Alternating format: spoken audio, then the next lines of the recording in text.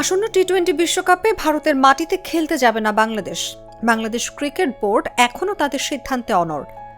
ICC এক video conference আলোচনায় বিসিবিকে সিদ্ধান্ত পুনর্বিবেচনার অনুরোধ জানিয়েছে, কিন্তু বিসিবি তাতে রাজি নয়। মঙ্গলবার বিকেলে বিসিবি ও আন্তর্জাতিক ক্রিকেট কাউন্সিলের মধ্যে একটি ভিডিও কনফারেন্স অনুষ্ঠিত হয়। ভিডিও কনফারেন্সে বিসিবির পক্ষে উপস্থিত ছিলেন বোর্ড সভাপতি আমিনুল ইসলাম বুলবুল, সহসভাপতি মোহাম্মদ সাখাওয়াত হোসেন ও ফারুক আহমেদ, পরিচালক ও ক্রিকেট অপারেশনস কমিটির চেয়ারম্যান নাজমুল আবেদিন এবং প্রধান নির্বাহী কর্মকর্তা নিজামুদ্দিন চৌধুরী।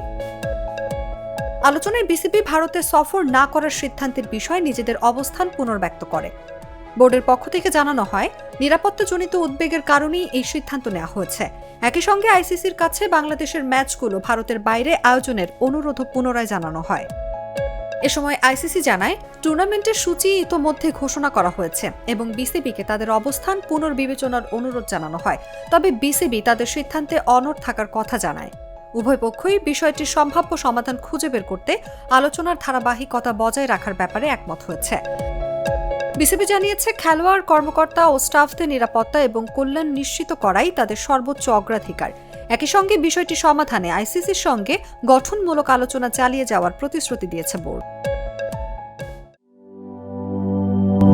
লাল সবুজের দেশে নতুন রঙের বেশে ঘরে বাহিরে সাজানো বলকে রেইনবো রেইনবো রেইনবো পেইন্টস রে সাশ্রয়ী দামে দেয়াল রাঙায় রেইনবো সবার রং সবার ঘরে ঘরে Rainbow Paints, the color of joy.